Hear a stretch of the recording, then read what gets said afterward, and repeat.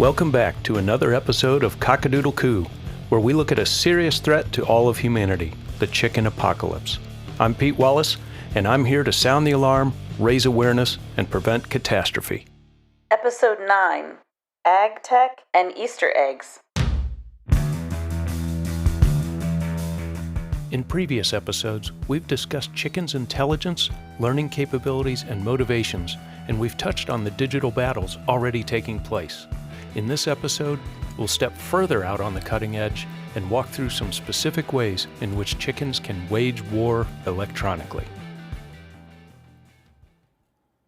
Chickens know that physically they're at a disadvantage to humans.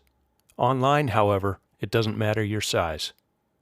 Today, we'll look at how chickens, 1, can exploit social media, and 2, can attack the agriculture supply chain. Our ever-popular social media is truly a puzzle, a tangled web not so easy to decipher, enabling chickens to infiltrate the system and spread their propaganda undetected. To help us try and untangle things a bit, I spoke with Camilla Fig, a software developer. Is it easy to set up fake social media accounts? And how common is it? So there are tens of millions of fake accounts on Facebook, Twitter, and Instagram. Too easy to set up, automated a lot of times, even the profiles. Automated. So one individual could generate many fake accounts and wouldn't even have to type very much? With no problem. You can download apps and scripts to handle a lot of it. Amazing. Why would someone do this? Got somebody you don't like, just set up a bunch of accounts to impersonate someone well-known, or make comments bashing them, or downrate them, and it won't take long to do some damage. Doesn't sound difficult to harm someone's reputation or maybe even put them out of business. Perhaps even a chicken producer. Sure, a chicken producer, or anyone else you want to hate on. So programming languages are not spoken or commonly read, correct? Right, you just type them. So because a programming language is not spoken, anyone or anything could, in theory, learn one, even a rooster? Sure, I guess a rooster could do that, but... There's all kinds of social media slang out there. I would like to ask you about a few specific ones. What does Easter egg mean? In a movie or game, it might just be a hidden object or reference in the background, whereas in software, it's a hidden batch of code embedded somewhere in a game or app that's potentially harmful. And who knows the payload it can unleash? What about Twitter egg? So that's a troll or bot or user with no credibility. That references the old default Twitter avatar for someone who doesn't change their profile or have many followers. Or get pecked, P-E-C-K-D, similar to get wrecked. When you get corrected or told off, a third party might say, "You got pecked." Never heard that one before. Pretty sure that's not a thing. Well, these are all negative phrases. Clearly, chickens are trying to spread their negative influence across social media wherever they can. Sure. While Camilla didn't sound like she's fully on board yet, she did confirm the potential digital havoc chickens can cause. After the break, we'll switch from the civilian world to the military.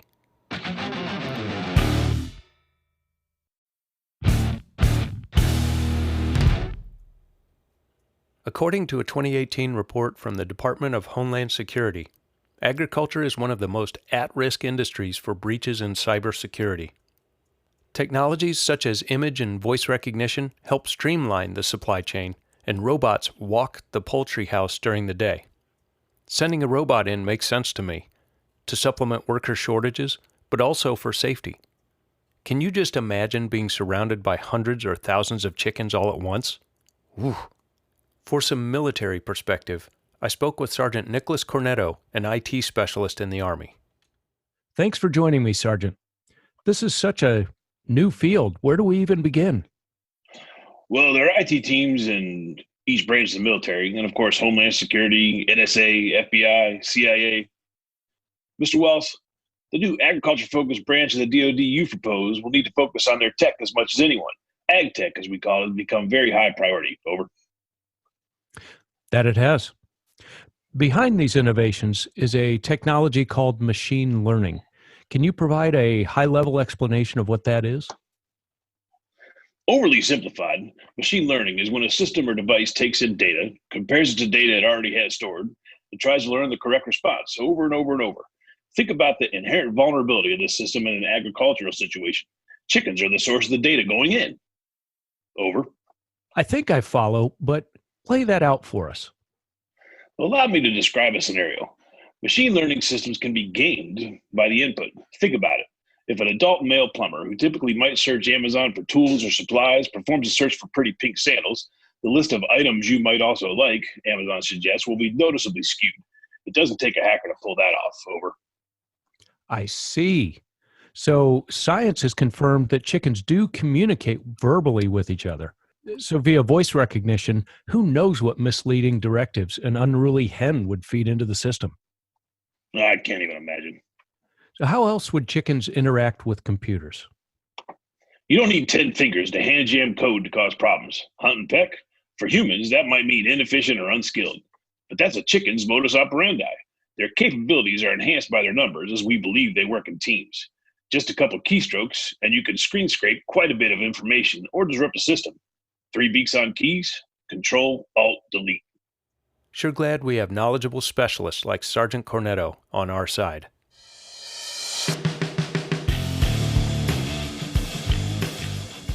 It can be overwhelming trying to keep up on all the new technology out there, so I'm glad we have experts on the job.